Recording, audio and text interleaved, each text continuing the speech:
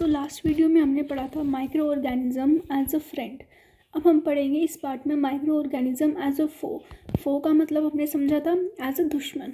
Okay, तो हमने यहाँ पे छोड़ा था, अब हम यहीं से स्टार्ट कर रहे हैं। Harmful micro organisms. Microorganisms are harmful in many ways. Some of the microorganisms cause diseases in human beings, plants and animals. अब माइक्रोऑर्गेनिजम्स हार्मफुल किस वेज में हो सकते हैं? वो हमारे अंदर डिसीजेस क्रिएट कर सकते हैं, कोज कर सकते हैं, एनिमल्स में कर सकते हैं, प्लांट्स में भी कर सकते हैं। और such diseases causing microorganisms are called pathogens. और ऐसे माइक्रोऑर्गेनिजम्स जो डिसीज कोज करते हैं उनको हम पैथोजेंस कहते हैं। Some microorganisms spoil food, clothing and leather. Let us study more about the harmful activities. ऐसा नहीं कि माइक्रोऑर्गेनिज्म सिर्फ और सिर्फ डिसीज़ ही करते हैं, वो हमारे खाने को भी ख़राब कर देते हैं। जैसे हमारी ब्रेड पे फंजाई लग जाती है। क्लोथिंग, लेदर, आपने देखा होगा कि लेदर जो जैसे लेदर जैकेट्स होती हैं वो कट जाती हैं। वो क्यों कटती हैं? क्योंकि उनमें कीड़े लग जाते हैं। इसलिए हम घरों में सर्दी के कपड़े रखने के टाइम उनमें फिनाइल की गोलियां डालते हैं। Disease causing micro organisms in humans. अब ऐसे हम माइक्रो को देखेंगे जो ह्यूमंस में डिसीज़ कॉज करते हैं। Pathogens enter our body through the air we breathe, the water we drink और द फूड वी ईट। वो हमारी बॉडी में 3 टाइप से एंटर कर सकते हैं। एक तो एयर के थ्रू, एक पानी के थ्रू, एक कुछ जो खाने के थ्रू जो हम खाते हैं। They can also get transmitted by direct contact with the infected person और कैरिड बाय एन एनिमल। वो जैसे किसी पर्सन को कोई डिसीज़ है, हम उसके डायरेक्ट कांटेक्ट में आते हैं तो हमें उसके थ्रू भी हो सकती है और किसी एनिमल के थ्रू भी हो सकती है जो उसे कैरी कर रहा हो। Microbial diseases that can spread from an infected person to a healthy person through air, water, food और physical contact are called communicable disease. देखिए यहाँ पे इन्होंने टर्म दी है कम्युनिकेबल डिसीज़ की कि ऐसी माइक्रोबियल डिसीज़ जो कि एक इन्फेक्टेड पर्सन से हेल्दी पर्सन में ट्रांसमिट हो जाती है। कैसे? By air, water and physical contact. उसको हम कम्युनिकेबल डिसीज़ कहते हैं। ओके, कम्युनिकेबल डिसीज़ जैसे आप इसको ऐसे लर्न कीजिए जैसे हम एक दूसरे से कम्युनिकेट करते हैं। ऐसे ही वो एक बैक्टीरिया, एक डिसीज़, एक माइक्रोबियल दूसरे हेल्दी के पास जाता है तो वो उससे कम्युनिकेट करता है और उसे भी बीमार कर देता है। ठीक है। Examples of such diseases include cholera, common cold, chicken pox and tuberculosis. ऐसी डिसीजेस जो एक इन्फेक्टेड से हेल्दी में ट्रांसमिट होती है उनको कम्युनिकेबल कहते हैं। और उनके एग्जाम्पल है जैसे कोलेरा, कॉमन कोल्ड जो हमें जुकाम हो जाता है, चिकन पॉक्स और tuberculosis. When a person suffering from common cold sneezes, fine droplets of moisture carrying thousands of viruses are spread in the air. अब अगर किसी पर्सन को जुकाम हो और जोर से छींकता है तो वो जब छींकता है उस दौरान कुछ फाइन पार्टिकल्स जिसके अंदर थाउजेंड्स ऑफ वायरस हो सकते हैं या होते हैं वो हवा में फैल जाते हैं। द वायरस में enter the body of a healthy person while breathing और एंड कॉज इन्फेक्शन। ऐसे ही और वो हमारे वायरस हमारे अंदर एंटर करता है। जैसे एक पर्सन को, ये हमारी नॉर्मल मैनर्स में भी आता है। जैसे हमें किसी को छींक आती है या खांसी आती है तो हम आगे हाथ लगाते हैं। हम वो क्यों लगाते हैं? हम वो इसलिए लगाते हैं कि जो हम छींक रहे हैं उस दौरान जो ड्रॉपलेट्स निकलती हैं, अगर हमें बाई चांस हमें जुकाम है और हम उसको कवर ना करें तो वो हवा में फैल जाएगा और वो हेल्दी पर्सन उसे इनहेल कर लेगा थ्रू एयर। अगर हम उसमें हाथ कवर करते हैं, अच्छे से एकदम प्रोटेक्टिव तरीके से हम स्नीज करते हैं तो उसके चांसेस कम हो जाते हैं। Then how do you prevent the spread of communicable disease. अब वो बोल रहे हैं ये तो अब हर चीज़ में ऐसा होगा तो हम इसको कैसे प्रिवेंट करें। There are some insects and animals which act as carriers of disease causing microbes. अब ऐसे कुछ इंसेक्ट और एनिमल्स हैं जो एज अ कैरियर एक्ट करते हैं उन डिसीज़ कॉजिंग माइक्रोब्स से। अब इसका क्या मतलब हुआ? देखो जैसे सपोज कैरियर्स को आप समझो एज अ टैक्सी, ठीक है। जैसे सपोज ये एक वायरस है, ठीक है, इस वायरस ने इस ह्यूमन को अटैक करना है, तो ये डायरेक्टली ना करके इस टैक्सी में बैठेगा और फिर ये टैक्सी इसके पास जाएगी। जैसे अब हमें मलेरिया होता है, तो मलेरिया एक मस्कीटो से नहीं होता, मस्कीटो एक टैक्सी की तरह एक्ट करता है, उस टैक्सी के अंदर जो बैठा होता है वो मलेरिया कोज करता है। ओके, जैसे मलेरिया को जो कोज करता है उसको प्लाज्मोडियम कहते हैं।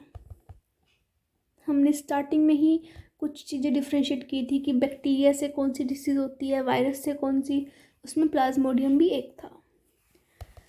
Now house fly is one such carrier. अब ऐसी एक टैक्सी, मोस्ट कॉमन टैक्सी है house fly. The flies sit on the garbage and on human animal excreta. Pathogens stick to their bodies. When these flies sit on uncovered food, they may transfer the pathogens. अब जो flies हैं, जो हमारी घर की house flies होती हैं, मक्खियाँ होती हैं, वो कचरे के ऊपर या एनिमल एक्सक्रीटा के ऊपर बैठती हैं और फिर वो वहाँ से उड़ के हमारे किसी फूड पे बैठ जाती है, ओपन फूड पे बैठ जाती है, तो उसकी बॉडी पे वो कुछ पैथोजेंस स्टिक हो जाते हैं, चिपक जाते हैं, और फिर जब वो हमारे फूड पे आके बैठती है तो वो वहाँ पे निकल जाते हैं वो पैथोजेंस। ऐसे हमारे अंदर, और हमें पता नहीं कि ऐसा पैथोजन उस फूड के अंदर पैथोजन आ चुका है, और हम अनअवेयर ऑफ दिस फैक्ट उसे खा लेते हैं और फिर हम बीमार पड़ जाते हैं। whoever eats the contaminated food gets likely to sick, वो बीमार पड़ जाता है। So it is advisable to always keep food covered. इसीलिए हम ये एडवाइस करते हैं कि हमें अपना खाना हमेशा ढक के रखना चाहिए। Avoid consuming uncovered items of food, और हमें जो खुले में फूड पड़ा होता है उसको अवॉइड करना चाहिए। Another example of carrier is female anopheles mosquito. ये बहुत एक इम्पोर्टेंट नाम है मस्कीटो का। which carries the parasite of malaria, Plasmodium. Female Aedes mosquito acts as carrier of dengue virus. How can we control the spread of malaria and dengue? देखो, जो malaria है, malaria भी हमें पता है एक मच्छर के काटने से होता है, और डेंगू भी हमें पता है कि एक मच्छर के काटने से होता है, लेकिन इन दोनों के जो मस्कीटोज़ के नाम है वो अलग हैं, इन दोनों की जो टैक्सी है वो अलग है। मलेरिया की टैक्सी को हम कहते हैं फीमेल एनोफ्लीज मस्कीटो, और जो डेंगू की टैक्सी है उसको कहते हैं हम फीमेल एडीज। आप हायर क्लासेस में देखेंगे इसका पूरा नाम है एडिस इजिप्टी, बट आपकी बुक में एडिस लिखा है तो आप इसे एडिस ही लर्न करिएगा। ये देखिए इन्होंने यहाँ पे पिक्चर दी है फीमेल एनोफ्लीज मस्कीटो की, जो कि मलेरिया करती है, इसके काटने से मलेरिया होता है, इससे नहीं मलेरिया होता, ये तो एज अ टैक्सी एक्ट कर रही है। इसके अंदर यहाँ पे प्लाज्मोडियम होता है जो कि इसके काटने से मलेरिया कोज कर देता है। ओके, नाउ अब हमें कैसे रोकें हम मलेरिया और डेंगू हो। We should keep a handkerchief on the nose and mouth while sneezing. It is better to keep distance from infected person. ये हमारी नॉर्मल मैनर्स में भी आता है कि जब भी हमें छींक आती है, खांसी आती है, हमें अपने फेस को अच्छे से कवर करना चाहिए, और अगर हमें पता है कि उस इंसान को कोल्ड है तो हमें उससे थोड़ा डिस्टेंस मेंटेन करना चाहिए। Why does the teacher keep telling us not to let water collect anywhere in the neighborhood? अच्छा, ओके, और mosquitoes breed in water, hence one should not let water collect anywhere in coolers, tyres, flower pots etcetera. अब देखिए, अब ये एक fact है कि जो मस्कीटोज़ हैं वो पानी में ब्रीड करते हैं, मतलब पानी में वो रिप्रोड्यूस होते हैं, मल्टीप्लाई करते हैं अपने आप को। इसलिए अगर हमें मस्कीटो की ग्रोथ को कम करना है या मस्कीटोज़ को हमारे एरिया में कम करना है, तो हमें सबसे पहले ये मेक श्योर करना होगा कि हमारे आसपास कोई पानी इकट्ठा ना हो। जैसे कि हम कूलर्स में पानी भरते हैं तो नीचे पानी रह जाता है, तो वहाँ पे मस्कीटो अपने आप आ जाते हैं। टायर्स में, पौधों के पास हमने देखा है मस्कीटोज़ बहुत होते हैं। वैसा क्यों? क्योंकि उनके पास पानी हमेशा रहता है, तो हमें ये चीज़ मेक श्योर करनी पड़ेगी कि पानी इतना कलेक्ट ना हो जिससे कि मस्कीटोज़ वहाँ पर ग्रोथ कर सकें। By keeping the surrounding clean and dry, we can prevent mosquitoes from breeding. अब अगर हम अपनी सराउंडिंग को क्लीन रखेंगे, साफ़ रखेंगे, तो वहाँ पे अपना भी पानी नहीं जमेगा और मस्कीटोज़ वैसे भी ब्रीडिंग नहीं कर पाएंगे. Try to make a list of measures which help to avoid spread of malaria. Now देखिए, some common human diseases caused by micro organisms. अब अच्छा, जो माइक्रो ऑर्गेनिज्म डिसीज़ कॉज करते हैं उनको क्या कहते हैं? उसके लिए भी एक स्पेशल टर्म दी गई थी ऊपर. क्या कहते हैं उनको? कहते हैं पैथोजेंस. ठीक है, अभी अभी जस्ट पढ़ा ऊपर. नाउ ह्यूमन डिसीज़, कुछ डिसीजेस के नाम दे रखे हैं यहाँ पे. ये उनके कॉजेटिव माइक्रो ऑर्गेनिजम्स, मतलब ये पैथोजेंस के नाम है. मोड ऑफ ट्रांसमिशन, किसके थ्रू वो ट्रांसमिट हो रहे हैं और उसको कैसे बचाया जा सकता है. ये मोड ऑफ ट्रांसमिशन आप टैक्सी समझ लीजिए. ठीक है. नाउ ट्यूबरक्लोसिस बैक्टीरिया से होता है और इसका जो बैक्टीरिया है हवा में पाया जाता है. मीजल्स वायरस से होता है, एयर में पाया जाता है इसका वायरस. चिकन पॉक्स और पोलियो दोनों वायरस से होते हैं. ये चिकन पॉक्स तो एयर में भी होता है और थ्रू कॉन्टैक्ट, मतलब अगर किसी एक पर्सन को चिकन पॉक्स है और हम उसके कॉन्टैक्ट में हैं तो भी हमें उस चांसेस हैं होने के. और जो पोलियो है वो पानी में और हवा में होता है. अब हम इससे कैसे प्रिवेंट कर सकते हैं? Keep the patient in complete isolation. Person को एक कंप्लीट आइसोलेशन में रखिए जिनको ये डिसीजेज हैं. Keep the personal belonging of the patient away from those of the others. Vaccination to be given at suitable age. अब आपने देखा होगा इन सब की वैक्सीन हमें बचपन में होती है. देखो, मीजल्स, मम्प, रूबेला, इसकी रूबेला, मम्प्स, ये सब की वैक्सीन हमें बचपन में लगी होती है. तो हमें ये मेक श्योर करना पड़ेगा कि हमें इसकी वैक्सीन एक तो लगी हो. दूसरा, अगर किसी को ये हो भी जाती हैं डिसीजेस तो हमें उनको अलग से एक सेपरेट कमरे में रखना चाहिए और उनकी बिलोंगिंग्स को एकदम सेपरेट कर दो उनसे जिनको नहीं है. इससे क्या होगा? इससे सपोज़ किसी को ट्यूबरक्लोसिस है और उसको छींक आई और उस छींक के साथ वो ड्रॉपलेट्स के साथ उसका बैक्टीरिया आ गया हवा में और कोई हेल्दी पर्सन है उसने वो इनहेल कर लिया, तो there is a might chance that उसको भी ट्यूबरक्लोसिस हो जाए. इसलिए ये जनरल प्रिवेंटिव मेजर्स हैं जो हमें लेने चाहिए. नाउ नेक्स्ट, कोलेरा, टाइफाइड दोनों बैक्टीरिया से होते हैं. टाइफाइड हमें पता है पानी से और कोलेरा फूड पानी से, मतलब मोस्टली ये कंटामिनेटेड फूड एंड वाटर से होते हैं. ठीक है. ना इसका क्या प्रिवेंटिव मेजर है? Maintain personal hygiene and good sanitary habits. हमें साफ़ सफाई रखनी चाहिए. Consume properly cooked food and boiled drinking water. Vaccination, इन दोनों की भी वैक्सीन अवेलेबल है. हमें एकदम साफ़ सुथरा अच्छे से पकाया हुआ खाना खाना चाहिए और उबाल के पानी पीना चाहिए. अब उबाल के क्यों पीना चाहिए? क्योंकि ऐसा कहा जाता है कि अगर हम पानी को बॉईल करके पीते हैं तो बॉईल करने से उसके अंदर जो भी माइक्रो ऑर्गेनिजम्स हैं वो मर जाते हैं. नाउ हेपेटाइटिस ए, ये वायरस से होता है, पानी के थ्रू होता है. इसका preventive measure, drink boiled drinking water and vaccination. इसका भी वैक्सीनेशन अवेलेबल है और इसका क्या है? हमें उबला हुआ पानी पीना चाहिए. इन शॉर्ट, हमें हाइजीन रखनी चाहिए, हमें साफ़ सफाई से खाना खाना चाहिए, अच्छा खाना खाना चाहिए, हेल्दी रहना चाहिए. ना मलेरिया होता है प्रोटोजोआ से. जो प्लाज्मोडियम है, प्लाज्मोडियम किसकी कैटेगरी में आता है? प्रोटोजोआ की. ठीक है. इसकी टैक्सी है mosquito. Use mosquito net and repellents. Mosquito के रेपेलेंट्स आते हैं आजकल. Spray insecticides and control breeding of mosquitoes by not allowing water to collect in the surrounding areas. पानी को इकट्ठा नहीं होने देना चाहिए. मस्कीटो, अगर मच्छर आपके एरिया में ज़्यादा हो रहे हैं तो मस्कीटो रेपेलेंट और आजकल मस्कीटोज नेट भी आ रहे हैं. सब कुछ अवेलेबल है और इन सब से हमें अपना बचाव करना चाहिए. Now, some of the common diseases affecting humans, their mode of transmission and few general methods are prevented. Okay, ये इसके लिए दिया गया है. Now, disease causing microorganisms in animals. अब ये तो बात थी हमारी ह्यूमंस की. अब एनिमल्स में भी तो ये कॉज करते हैं, तो वो क्या है? Several microorganisms not only cause diseases in humans and plants but also in other animals. For example, anthrax is a dangerous human and cattle disease caused by a bacterium. जैसे एक एंथ्रेक्स एक disease है, बहुत ही dangerous, मतलब इसको एक fatal disease कहा जाता है, जो कि ह्यूमंस और कैटल मतलब जो एनिमल्स होते हैं, काऊ वगैरह, इनमें होने के बहुत ज़्यादा चांसेस होते हैं और ये डेंजरस है। ये एक फैटल है। फैटल वो होती है जिसमें मतलब मौत होने के भी चांसेस हो, मतलब इतनी खतरनाक हो वो। Foot and mouth diseases of kettles is caused by viruses.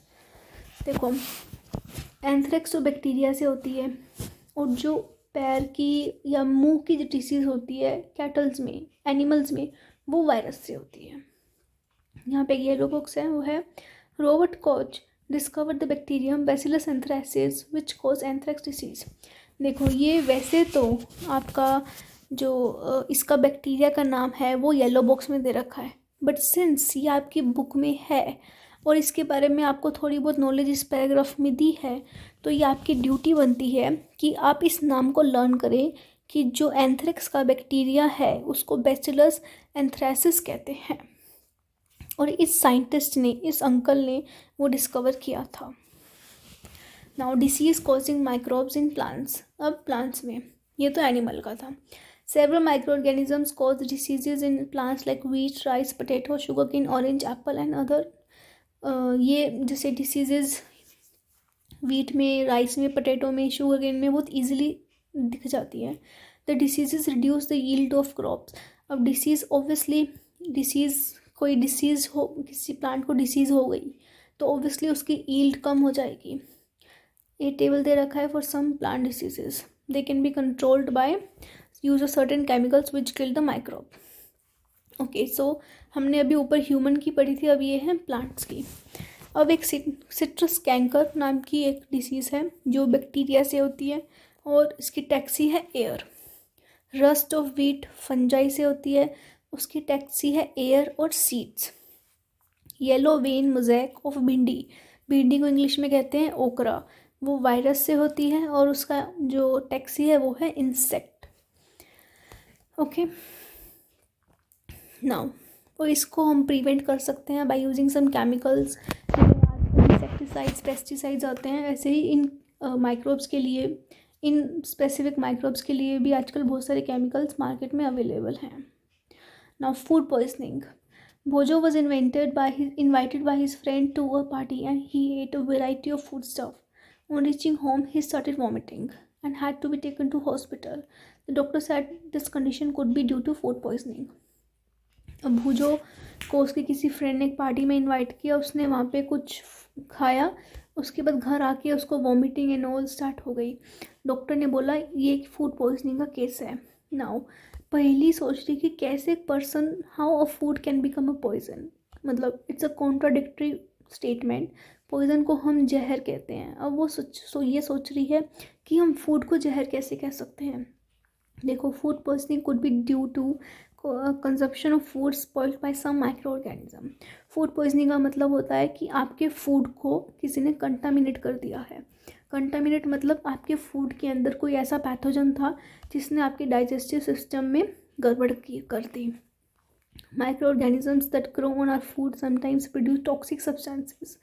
जो हमारे फूड के ऊपर अगर कोई माइक्रो ऑर्गेनिज्म है वो कुछ ऐसे कई बार टॉक्सिक सब्सटेंसेस, कुछ ऐसे केमिकल्स रिलीज़ करते हैं जिससे हमें वॉमिटिंग और लूज मोशंस और ये इन सब का सामना करना पड़ता है। These make the food poisonous, causing serious illness and even death. ये फूड पॉइजनिंग कई बार इतनी हो जाती है कि it can lead to death also. So it is very important that we preserve food to prevent it from being spoiled. इसलिए बहुत ज़रूरी है कि हमें हमारा फूड का पूरा ध्यान रखना चाहिए। हमें हमारे फूड को, एक तो हमें उसको ढक कर रखना चाहिए, दूसरा हमें ध्यान रखना चाहिए कि वो अच्छी कंडीशन में, अच्छी जगह पर पक रहा है, और अगर हमने उसको पका के रख लिया, अब उसे प्रिवेंट करना है तो हमें उसको अच्छे से प्रिजर्व करना भी आना चाहिए। अब हमने यहाँ पे पढ़ा कि फूड पॉइजनिंग एक टर्म आई जिसमें हमारा फूड कंटामिनेट हो रहा है। अब हम पढ़ेंगे उस कंटामिनेटेड फूड, उस फूड को कंटामिनेट होने से बचाना कैसे है, उसको कहते हैं food preservation. In chapter 1 we have learnt about the methods used to preserve and store food grains. How do we preserve cooked food at home? अब हमने घर पे खाना बनाया, हम उसको कैसे प्रिजर्व कर सकते हैं एक कुक्ड फूड को? You know that bread left unused under moist condition is attacked by fungus. हमने स्टार्टिंग के पैराग्राफ में ही पढ़ा था कि ब्रेड के ऊपर अगर हम ब्रेड को खाली हवा में छोड़ दें, हवा में मॉइस्चर होता है और उससे उसकी हेल्प से ब्रेड के ऊपर ग्रीन कलर के मोल्ड्स बनने लग जाते हैं। ये मोल्ड्स होते हैं फंजाई के, फंगस के। माइक्रो ऑर्गेनिज्म स्पॉइलर फूड, ये ऐसे माइक्रो ऑर्गेनिज्म हमारे फूड को ख़राब कर देते हैं। Spoiled food emits bad smell and has a bad taste and changed colour. जो इसकी निशानी होती है कि ये फूड ख़राब हो चुका है, वो बदबू मारने लग जाएगा, उसका टेस्ट ख़राब हो जाएगा, उसका कलर चेंज होने लग जाएगा। जैसे यहाँ पे ब्रेड के ऊपर ग्रीन ग्रीन स्पॉट्स हो जाते हैं तो हमें पता लग जाता है कि ब्रेड ख़राब हो चुकी है। वैसे ही कुछ चेंजेस हमें दिखने लग जाएंगे। Spoiling of a food chemical reaction, क्या ये केमिकल रिएक्शन, कोई रिएक्शन हो रही है फूड के बीच में जिससे हमें ऐसे चेंजेस दिखेंगे? पहली brought some mangoes but she could not eat them for a few days, later she found that they were spoiled and rotten.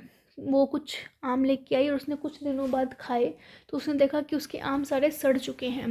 But she knows that the mango pickle her grandmother make does not spoil for a long time, she is confuse. देखो पहली का ये बहुत एक अच्छा question है, आप लोगों के दिमाग में भी आता होगा कि वो कुछ मैंगोज़ लेके आई बाज़ार से खाने के लिए, उसने कुछ दिनों बाद खाया तो देखा कि वो मैंगोज़ ख़राब हो चुके हैं। बट जो उसकी ग्रैंड माँ, उसकी ग्रैंड मदर जो मैंगो पिकल मतलब आम का अचार बनाती है, वो तो बहुत लंबे टाइम तक मतलब साल साल भर तक वो ख़राब नहीं होता।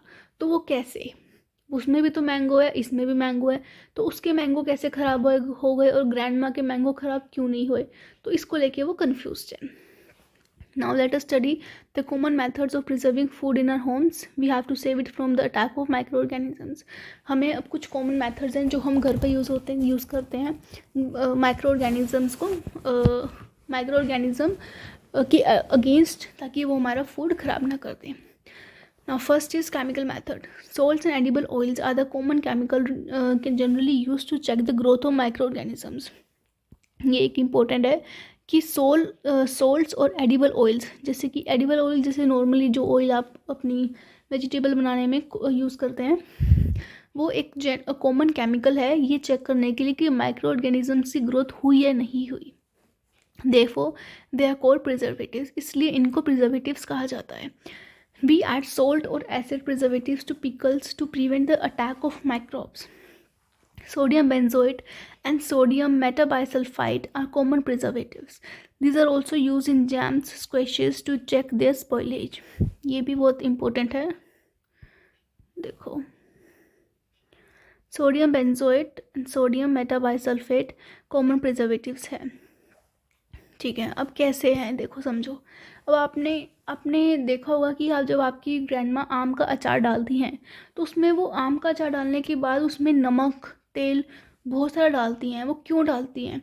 बिकॉज सोल्ट या एडिबल ऑयल और you can use some acid, जैसे एसिड इन्होंने यहाँ पे सोडियम बेंजोएट को यूज़ कर दिया। सोडियम हमारा नमक होता है, NaCl हमें पता है, रॉक सॉल्ट होता है, तो उन्होंने ये यूज़ किया हमारे उस फूड को प्रिवेंट करने के लिए।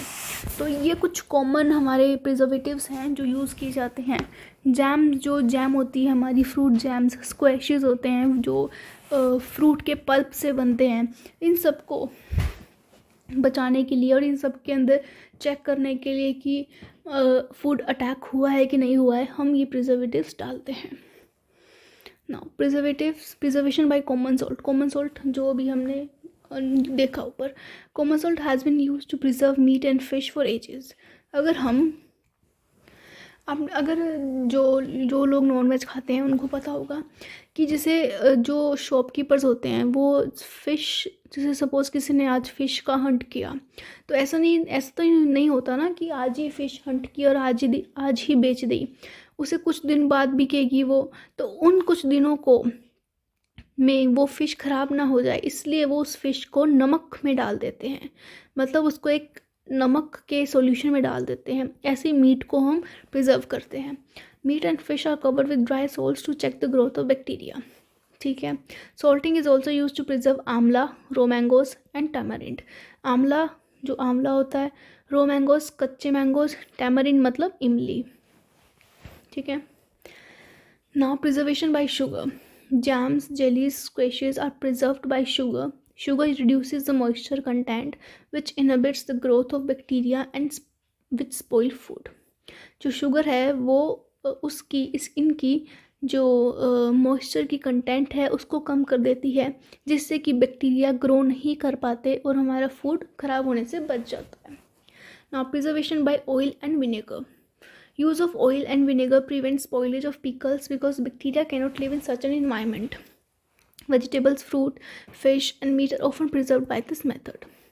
अब हम पिकल्स में ऑयल डाल देते हैं, विनेगर डाल देते हैं इस, और ऐसी सराउंडिंग में, ऐसी सिचुएशन में, ऐसे इन्वायरमेंट में वो बैक्टीरिया सर्वाइव नहीं कर पाता, इसलिए वो वहाँ पे ग्रो ही नहीं करता.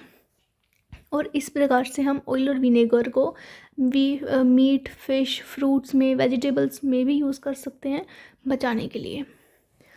Now heat and cold treatments.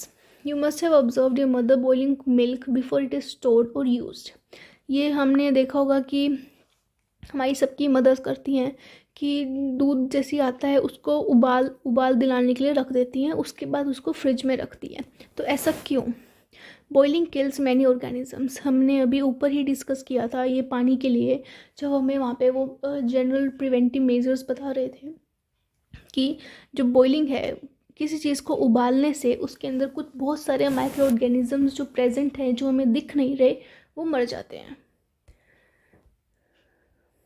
Now similarly we keep our food in the refrigerator. Low temperature inhibits the growth of microbe. ऐसे ही हम एक तो उसको बॉईल कर रहे हैं जो कि हो गया हाई टेम्परेचर, उससे माइक्रोब्स मर रहे हैं. एक हम उनको फ्रिज में रख रहे हैं जो कि हो गया लो टेम्परेचर, उससे माइक्रो ऑर्गेनिजम्स ग्रो नहीं कर पा रहे हैं उस टेम्परेचर पे, क्योंकि इनकी भी एक रेंज होती है जिन पे ये सर्वाइव कर सकते हैं.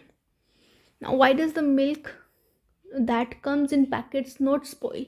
माई mother told me that the milk is pasteurised. What is pasteurisation? This is a very important question. ये आपका बहुत ही फ्रीक्वेंटली आस्क्ड क्वेश्चन है कि अच्छा, अगर मिल्क जो हमें हमारा मिल्क मैन देके जा रहा है वो हमारी मदर ने बॉईल किया, देन उसको फ्रिज में रख दिया, वो ख़राब नहीं हुआ. बट अगर जो मिल्क हम बाज़ार में पैकेट्स में से लेके आते हैं, उन पैकेट्स में तो पता नहीं कितने कितने दिनों से पहले वो मिल्क डला हुआ है, तो वो मिल्क तो ना बॉईल हो रहा, ना ही वो रेफ्रिजरेटर में रखा गया, तो वो मिल्क कैसे ख़राब नहीं हो रहा? तो उसकी मदर ने उसको बोला कि वो मिल्क पास्चराइज्ड होता है. तो उसने पूछा कि ये पास्चराइजेशन क्या है? अब देखिए, पढ़ते हैं. Pasteurised milk can be consumed without boiling as it is free from harmful bacteria. Pasteurised milk वो होता है जो कि फ्री फ्रॉम हार्मफुल बैक्टीरिया होता है और उसे हम बिना उबाले पी सकते हैं. The milk is heated to about 70 degrees Celsius for 15 to 30 seconds and then suddenly chilled and stored. By doing so, it prevents the growth of microbes. This process was discovered by Louis Pasteur in it is called pasteurization. देखो, सबसे पहले तो आप इसको highlight कीजिए. ये एक बहुत ही इम्पोर्टेंट टर्म है आपके इस चैप्टर की. देखिए, अब इसमें पास्चराइजेशन की डेफिनेशन दे रखी है और पास्चराइजेशन हम कैसे करते हैं वो भी बता रखा है. देखो, हमारे जो नॉर्मल मिल्क आता है उसको तो क्या करते हैं, हम पहले उसको बॉईल कर देते हैं और फिर उसको फ्रिज में रख देते हैं. अब बॉईल करने में उसको बहुत ज़्यादा टाइम लगता है जब तक वो ऊपर ना आ जाए. लेकिन जो मिल्क हमने पास्चराइज करना है, जो हमें पैकेट्स में मिलता है, उसको कैसे वो पैक करते हैं. जैसे मिल्क लिया, मिल्क को उन्होंने 70 डिग्री सेल्सियस, ये टेम्परेचर, ये आप नोट कीजिए, ये याद होना ज़रूरी है कि वो 70 डिग्री सेल्सियस पर उसे बॉईल करते हैं. कितने मिनट्स तक? 15 to 30 सेकेंड्स तक उसे बॉईल करते हैं और फिर एकदम से सडनली उसे फ्रिज में, और यू कैन से उसे एक चिल्ड, मतलब उसे लो टेम्परेचर पे ले आते हैं एकदम से. ये प्रोसेस जो हुआ, पहले तो उसको 70 डिग्री पे गर्म किया इतने सेकंड्स के लिए, फिर उसे लो टेम्परेचर पे ले आए. इस प्रोसेस करने से जो माइक्रो ऑर्गेनिजम्स हैं, जो माइक्रोब्स हैं, उनकी ग्रोथ है वो प्रिवेंट हो जाती है, वो रुक जाती है। और इसी प्रोसेस को पास्चराइजेशन कहते हैं। ये पास्चराइजेशन किसने इन्वेंट किया था, किसने डिस्कवर किया था? ये पास्चराइजेशन लुइस पास्चर ने, इनके नाम के ही ऑनर में ये प्रोसेस का नाम दिया गया है। अब मैं आपसे एक क्वेश्चन पूछूंगी जिसका आंसर आपको आना चाहिए। लुइस पास्चर ने एक और चीज़ डिस्कवर की थी, हमने इसी चैप्टर में पढ़ी है, वो क्या थी? वो चीज़ थी फर्मेंटेशन। लुइस पास्चर ने फर्मेंटेशन का प्रोसेस भी डिस्कवर किया था। कब किया था? इन 1857। 1857 में एक और चीज़ हुई थी। क्या हुई थी? 1857 में रिवोल्ट हुआ था। ये मैंने आपको ऊपर बताया है। अब आपको लुइस पास्चर से 3 चीज़ें लर्न करनी है। वो क्या है? पहला है पास्चराइजेशन, दूसरा है फर्मेंटेशन, और कब हुआ था वो? 1857 में। 1857 से क्या याद करोगे? Revolt of 1857 which was fought by the Indians against British rule. Okay, now coming next to this topic, storage and packing. These days, dry fruits and even vegetables are sold in sealed airtight packets to prevent the attack of microbes. अब हमने देखा होगा कि हमारे जो dry fruits आते हैं या फिर वेजिटेबल्स भी आजकल एकदम टाइट मतलब पैकेट में आते हैं, उनमें हवा भी नहीं होती, उनको हम वैक्यूम पैकिंग कहते हैं, जिनमें एयर टाइट पैकेट्स होते हैं, मतलब उनमें हवा भी क्रॉस नहीं की जाती। ऐसा क्यों करते हैं? ताकि माइक्रोब्स का उन पे अटैक ना हो जाए उस हवा में के थ्रू, जो हवा उसके अंदर गई है। Now we have come to the last topic of this chapter which is nitrogen fixation. हमने इसके ऊपर बारे में थोड़ा सा ब्रीफ पढ़ा था, अब हम उसको डिटेल में पढ़ेंगे. You have learnt about the bacterium Rhizobium in class 6th and 7th. It is involved in the fixation of nitrogen in leguminous plants pulses. ये आपको पता होना चाहिए कि leguminous plants कैसे होते हैं? pulses वाले, दाले वाली होती हैं जो. Recall that Rhizobium lives in the root nodules of leguminous plants. Suppose ये हमारी एक leguminous plant है और इसकी ये roots जा रही हैं ऐसे ऐसे. अब इनकी रूट्स में ये हमें पता है राइजोबियम बैक्टीरिया रिसाइड करता है, सच एज बीन्स एंड, अब जो इन्होंने बोला है जैसे पल्सेस, बीन्स, ये सब लेग्यूमिनस में आते हैं. अब ये राइजोबियम बैक्टीरिया इनकी रूट नोड्यूल्स में रहता है, हमें इतना पता है. With which it has a symbiotic relationship. इस बैक्टीरिया का, राइजोबियम बैक्टीरिया का इसके साथ इन रूट्स के साथ एक सिम्बायोटिक रिलेशनशिप है. ठीक है, आई होप आपको सिम्बायोटिक रिलेशनशिप की डेफिनेशन पता हो. ऐसा रिलेशनशिप जिसमें इसको भी फ़ायदा हो रहा हो और इसको भी फ़ायदा हो रहा हो, और वो दोनों एक दूसरे के बगैर नहीं रह पाते, उसको हम कहते हैं symbiotic relationship.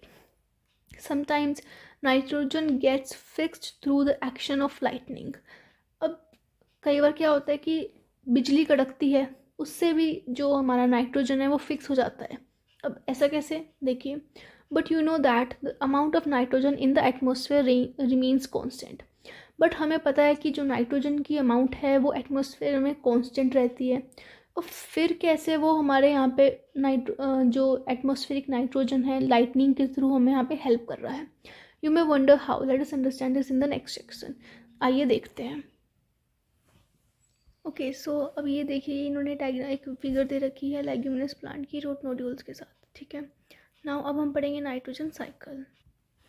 Our atmosphere has 78% nitrogen gas. Nitrogen is one of the essential constituents of all living organisms as parts of proteins, chlorophyll, nucleic acids and vitamins. अभी कह रहे हैं कि जो नाइट्रोजन है हमारे एटमॉस्फेयर में 78% है, और नाइट्रोजन हमारे हर लिविंग ऑर्गेनिज्म के एक एसेंशियल कंपोनेंट की तरह एक रोल प्ले करता है. ठीक है, जैसे कि इन्होंने नीचे दिया गया है कि जैसे प्रोटीन्स में, क्लोरोफिल में, न्यूक्लिक एसिड में, वाइटामिन्स में, इन सब में नाइट्रोजन पाया जाता है. The atmospheric nitrogen can not be taken directly by plants and animals. जो एटमोस्फेयर में नाइट्रोजन है ये वाला, ये डायरेक्टली नहीं लिया जाता प्लांट्स और एनिमल से. Certain bacteria and blue-green algae present in the soil fix nitrogen from the atmosphere and convert it into compounds of nitrogen. कुछ सर्टेन बैक्टीरिया जैसे राइजोबियम या ब्लू ग्रीन एल्गी, ये कुछ प्लांट्स की रूट नोड्यूल्स में present होते हैं और ये हेल्प करते हैं उस सराउंडिंग नाइट्रोजन को फिक्स करने में। वो ये क्या करते हैं, ये सराउंडिंग नाइट्रोजन को ले लेते हैं और फिर नाइट्रोजन के कुछ कंपाउंड्स में कन्वर्ट कर देते हैं और वो कंपाउंड्स प्लांट्स ले लेते हैं। Once nitrogen is converted into these unusable compounds, it can be utilized by plants from the soil through the root system. देखो इसमें वही बताया, एक बार जब वो नाइट्रोजन ये बैक्टीरियाज उसको कंपाउंड में कन्वर्ट कर देते हैं तो उसके बाद प्लांट्स उसे यूज़ कर लेते हैं। Nitrogen is then use for the synthesis of plant proteins and other compounds. Nitrogen use किया जाता है in the synthesis of plant proteins और अदर कंपाउंड्स। जो प्लांट की कुछ प्रोटीन्स हैं उसमें नाइट्रोजन बहुत अहमियत देता है।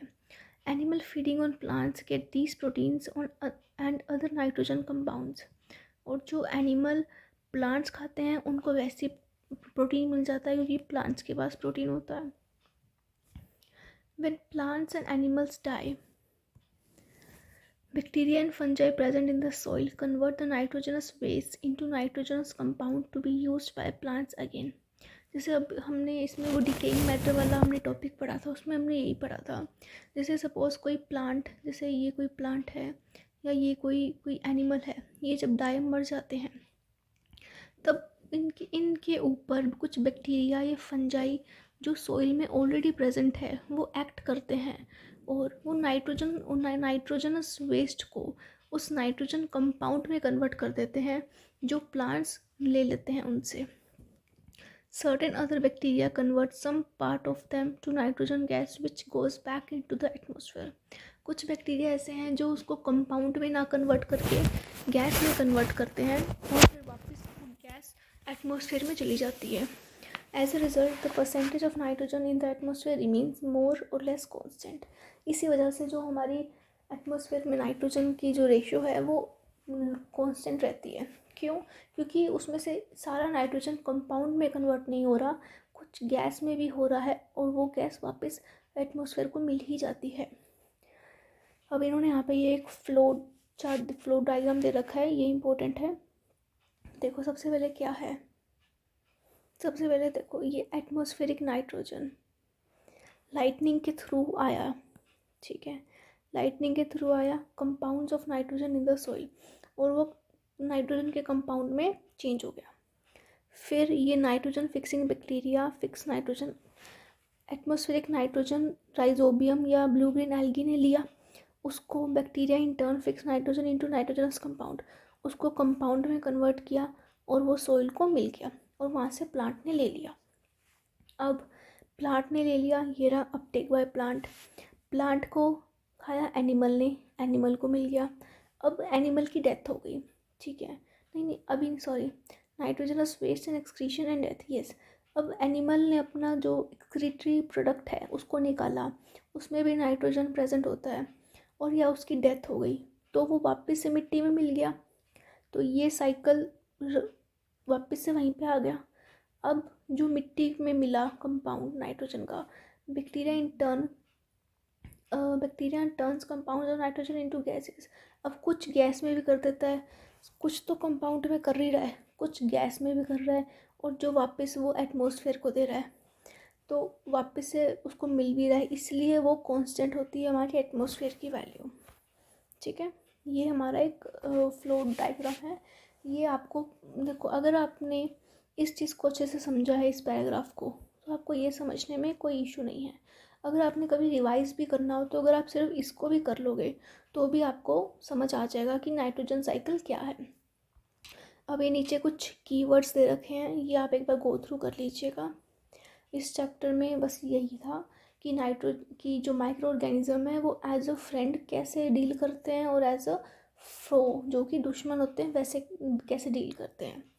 तो इसमें अगर आपको कोई भी डाउट हो तो प्लीज़ पूछ लीजिए कमेंट बॉक्स में, और आपको कोई भी किसी भी चैप्टर पे कोई वीडियो चाहिए हो तो वो भी आप नीचे आप सजेस्ट कर सकते हैं। Thank you.